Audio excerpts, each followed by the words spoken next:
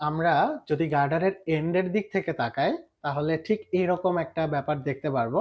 চলেন আমরা বাস্তবে জিনিসটা দেখি কেমন লাগে। এই যে দেখেন, ঠিক আমার গার্ডারের এন্ডের এই পোর্শনটা ড্রয়িং এ কিছু ইনফরমেশন দেওয়া আছে।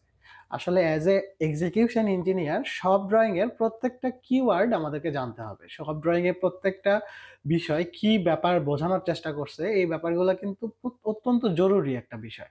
আমরা ঠিক এখন সব ড্রয়িং এ চলে আসলাম। এখানে দেখেন, এখানে কি কি ইনফরমেশন দেওয়া আছে। ফেস স্প্রিং, এই যে অ্যাঙ্কর কোণের সাথে একটা স্প্রিং এর মতো রিইনফোর্সমেন্ট, এই যে এরকম যে আমরা বানাই অ্যাঙ্কর কোণের পাশে দিয়ে দেই, এই ফেস স্প্রিংটা দেখানো আছে। এরপরে 4 cable consist of 12 nos 12.7 millimetre dia strand, মানে প্রত্যেকটার মধ্যেই 12টা 12.7 মিলিমিটার ডায়ার স্ট্র্যান্ড আছে। এখানে এলিভেশন থেকে এই যে ক্যাবলের সেন্টার লাইনটা দেখানো আছে, এটা ক্যাবল 1, ক্যাবল 2, ক্যাবল 3, ক্যাবল 4।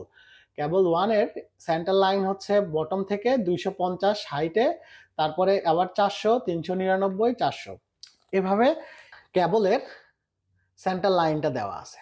এবং আরেকটা জিনিস খেয়াল করলে দেখবেন, এই যে ক্যাবলের সাথে একটা ইমার্জিং অ্যাঙ্গেল দেওয়া আছে। এক নাম্বার ক্যাবলে 0.977 ডিগ্রি, 2 নাম্বার ক্যাবলে আরো একটু বেশি 3.965, 3 নাম্বারে 6.933, এভাবে 4 নাম্বারে ক্রমান্বয়ে বেশি।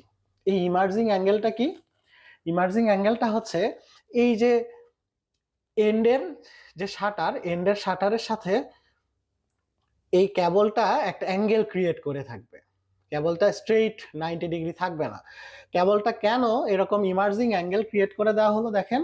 কেবল 4 এর শেপটা দেখেন, এটা কিন্তু উঁচু থেকে আস্তে আস্তে আস্তে আস্তে নিচুতে নামছে, আবার উঁচুতে উঠছে।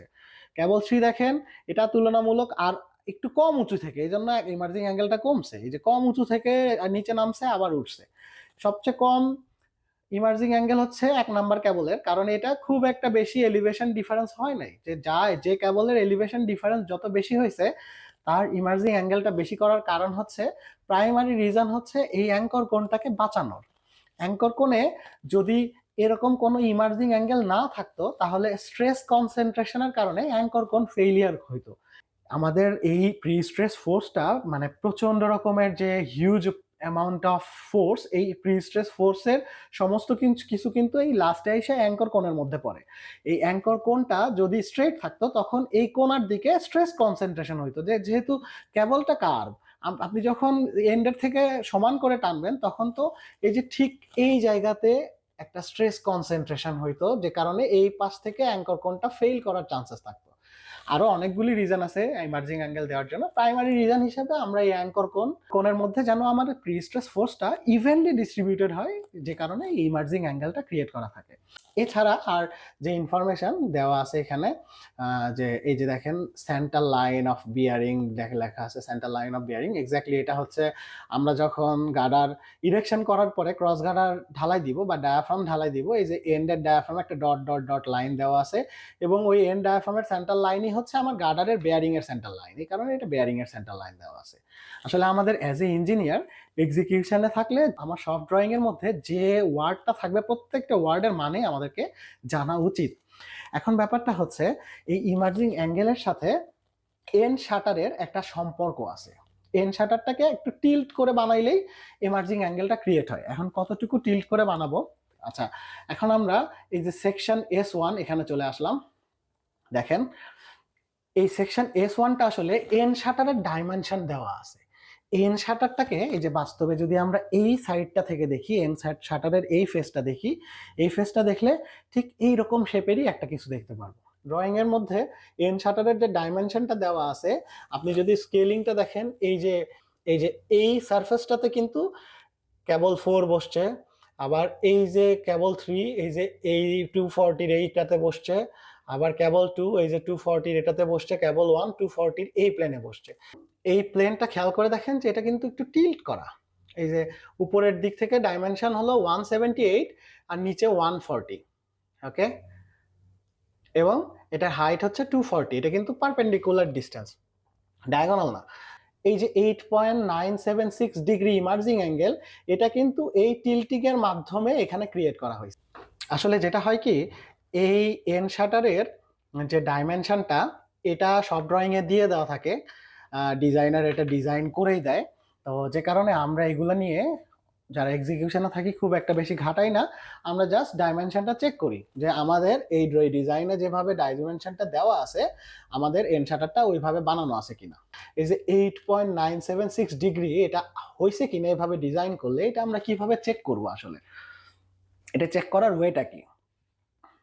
এটা যদি আমরা চেক করতে পারি তাহলে জিওমেট্রিক্যাল ডিজাইনটাও করতে পারবো। এটা আমরা কিভাবে চেক করব দেখেন, এখানে আমি একটু জুম ইন করছি। কোন জায়গাটা জুম ইন করছি? এই যে কেবল 4 এর যেই প্লেনে পড়ছে, এই যে 240, 178, 140, এই যে 178, 140, 240, এই প্লেনটাকে আমি একটু জুম করছি। এটা বোঝার সুবিধার্থে একটু জুম করে নিছি। আমাদের এখানে যে 8.976 ডিগ্রি আছে ইমার্জিং অ্যাঙ্গেল, যেই প্লেনে পড়ছে কেবল 4, আসলে কেবল 4টা এই যে এই প্লেনে পড়ছে 240, 140, 178, 159, এই যে সেন্টার লাইনটা 159, আমি এটাকে এখানে বসাই নাই। আর এই জিনিসটাকেই আমি আসলে এখানে জুম করে একটা ব্যাপার ঘটাইছি যেন আমরা ব্যাপারটা বুঝতে পারি।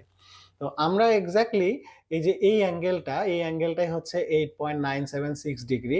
আমরা চেক করব যে এই অ্যাঙ্গেলটা, এই যে আমরা টিল্ট করে দিলাম, স্ট্রেইট না রেখে শাটারটাকে এই যে একটা টিল্ট করা হলো, এই যে 178 আর 140, এই যে টিল্টিং যে লাইনটা, এই লাইনটাকে যে ডিগ্রি মেনটেন হয়েছে এখানে, এটা 8.976 ডিগ্রির কাছাকাছি আছে কিনা এটাই আমরা চেক করব। এটা যদি 8.796 ডিগ্রির কাছাকাছি থাকে তাহলেই কিন্তু আমাদের এম শাটারটা ইমার্জিং অ্যাঙ্গেল মেনটেন করবে। এখন এটা আমরা কিভাবে পাবো দেখেন, আমরা এই যে এখানে একটা স্ট্রেট লাইন টেনে নিছি, কিন্তু আমি আগে থেকে পেন্সিল দিয়ে একটা স্ট্রেট লাইন টেনে নিছি। অ্যান্ড এই যে এখানের যে ডাইমেনশনটা, এটা 178 থেকে যদি 140 বাদ দেই তাহলে এই ডাইমেনশনটা পাওয়া যায় 38, আর এইদিকে আছে 240। আমরা যদি ট্যান থিটা করি এখানে, যে ট্যান থিটা ইকুয়ালস আমাদের এই অ্যাঙ্গেলটা লাগবে, রাইট? এটা হচ্ছে আমাদের থিটা। এই ট্যান থিটার ইকুয়াল এখানে কি লিখবো? অপোজিট বাই অ্যাডজাসেন্ট, অর্থাৎ লম্ব বাই ভূমি, আমরা যেটাকে বাংলায় লম্ব বলি, এটা আসলে বিপরীত বাহু বললে ভালো হয়। 38 ডিভাইডেড বাই এই যে এই ডিস্টেন্সটা অবশ্যই 240। এই যে অ্যাডজাসেন্ট হচ্ছে এই বাহুটা হচ্ছে অ্যাডজাসেন্ট। তাহলে আমরা এখানে লম্ব বাই ভূমিও বলি অনেক সময়, যে লম্ব বাই ভূমি করলে 38/240 পাই। এখন যদি আমরা tan ইনভার্স 38/240 করি তাহলে আমরা দেখব আমাদের অ্যাঙ্গেলটা আসবে 8.997 ডিগ্রির কাছাকাছি। এই যে 8.997 ডিগ্রি পেলাম, এটাই কিন্তু এক্স্যাক্টলি 8.976 ডিগ্রির কাছাকাছি। তাহলে আমাদের ইমার্জিং অ্যাঙ্গেলটা জিওমেট্রিক্যাল ডিজাইনটা ঠিক আছে। এখানে দেখেন আমরা যদি 38 এর জায়গায় 39 বাড়াই তখন এটা আরো বেশি হয়ে যাবে। সো আমাদেরকে কাছাকাছি রাখতে হবে, এক্স্যাক্টলি 1-2 মিলির মধ্যে ডিফারেন্স আসতেই পারে, তবে এন্ড শাটারটা যেহেতু ইমার্জিং অ্যাঙ্গেলের জন্য বানানো, এটা অনেক সেন্সিটিভ, তো আমাদের প্রিসাইজলি এই শাটারটা বানানো উচিত। এখানে অনেকেই কোশ্চেন করতে পারেন যে এই অ্যাঙ্গেলটা কেন এই অ্যাঙ্গেলটার সমান, অর্থাৎ আমি তো এখানে আমার তো অ্যাঙ্গেল এটা, আমি এই অ্যাঙ্গেলটা সমান করে কেমনে প্রুফ করলাম যে আমার ইমার্জিং অ্যাঙ্গেলটা ঠিক আছে? এটা কিন্তু দেখেন নর্মালি আমি বলি, এই লাইনটাকে এখান থেকে যতটুকু টিল্ট করছি, আমি যদি এই লাইনটাকে ওইখান থেকে ততটুকুই টিল্ট করি তাহলেই কিন্তু আমার ইমার্জিং অ্যাঙ্গেল মিলে যাবে। এটা হচ্ছে নর্মালি আমি বলে দিলাম, জাস্ট এই অ্যাঙ্গেল আর এই অ্যাঙ্গেল যদি সমান হয় তাহলে আমার ইমার্জিং অ্যাঙ্গেলটা মিলে যাবে, বিকজ এটাকে এই যে হরিজন্টাল লাইনের সাথে যতটুকু টিল্ট করা হয়েছে এটাকে ভার্টিক্যাল লাইন থেকে ঠিক ততটুকুই টিল্ট করা হবে, তাহলে মিলে যাবে। এখন এটা কিন্তু জিওমেট্রিক্যালি প্রুফ করা যায়, খুবই ইজি একটা ব্যাপার। এটাকে জিওমেট্রিক্যালি কিভাবে প্রুফ করা যায় এটা আপনারা চেষ্টা করবেন, আর যদি না পারেন তাহলে কমেন্ট করে জানাবেন, আমি দেখাই দিব ইনশাল্লাহ। এটা খুবই ইজি একটা ওয়ে, যে একটা ট্রায়াঙ্গেলের 3টা অ্যাঙ্গেলের সামেশন হচ্ছে 180 ডিগ্রি, অর্থাৎ ত্রিভুজের 3 কোণের সমষ্টি হচ্ছে 180 ডিগ্রি, আর অপোজিট অ্যাঙ্গেল সমান, এভাবে করে এটা প্রুফ করা যায়। খুবই ইজিলি এটা প্রুফ করা যায়। আপনাদের এটা যেহেতু বলছিলাম যে ভিডিও শুরুতেই বলছিলাম যে এটা স্কুল ম্যাথ থেকেই করা যায়, এটা স্কুল ম্যাথ। এই এখানে যে বেসিকগুলো আছে এটা কিন্তু সম্পূর্ণভাবে স্কুল ম্যাথ। সো আমি আশা করব যে আমাদের ইঞ্জিনিয়ার্সরা সবাই এটা প্রুফ করতে পারবে যে এই অ্যাঙ্গেলটাই এক্স্যাক্টলি এই অ্যাঙ্গেলটা। আমি জানি না আমি ব্যাপারটা আসলে ক্লিয়ারলি আপনাদেরকে বোঝাইতে পারছি কিনা। আমি যথেষ্ট চেষ্টা করছি। আপনারা যদি না বুঝে থাকেন অথবা আমার এক্সপ্লেনেশনে যদি কোনো মিস্টেক থাকে তাহলে অবশ্যই ধরায় দিবেন। এক্স্যাক্টলি আমরা ভিডিও বানাই শুধুমাত্র যারা স্টুডেন্ট অথবা ফ্রেশার তাদের জন্য। যারা এক্সপেরিয়েন্স আছেন তাদেরকে বলবো দয়া করে ভিডিওতে যদি কোনো মিস্টেক খুঁজে পান তাহলে কাইন্ডলি কমেন্ট করে জানাবেন। আর ভিডিওটা ভালো লাগলে অবশ্যই শেয়ার করবেন। ধন্যবাদ সবাইকে। আসসালামু আলাইকুম।